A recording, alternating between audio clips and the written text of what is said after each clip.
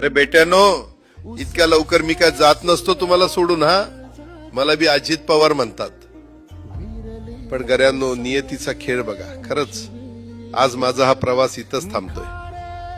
मी नेहमी म्हणायचो राजकारण आपल्या जागी आहे, पण काम महत्वाचं. लोकांनी मला कामाचा माणूस म्हटलं, तीच माझ्या आयुष्याची सर्वात मोठी कमाई होती. आज निरोप घेताना मन खूप जड आहे, पण एक समाधान आहे की शेवटच्या श्वासापर्यंत मी तुमच्यासाठीच धावत होतो. मी तुम्हाला शब्द दिला होता, जोपर्यंत माझे हातपाय चालतात तोपर्यंत तुमचं भलं करण्यासाठी मी झटत राहील. नियती बघा कशी असते.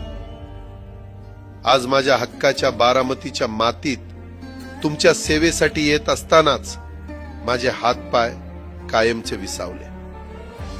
पण मला अभिमान वाटतोय की मी रिकाम्या हाताने नाही, तर तुमच्या कामाची फाईल छातीशी धरूनच या जगाचा निरोप घेतोय.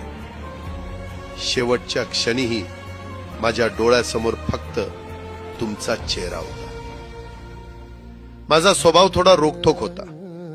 कधी कुणावर ओरडलो असेल, कुणाचं मन दुखावलं असेल, पण माझ्या त्या रागामागे फक्त एकच तडफड होती की माझ्या सामान्य माणसाचं काम झालं पाहिजे.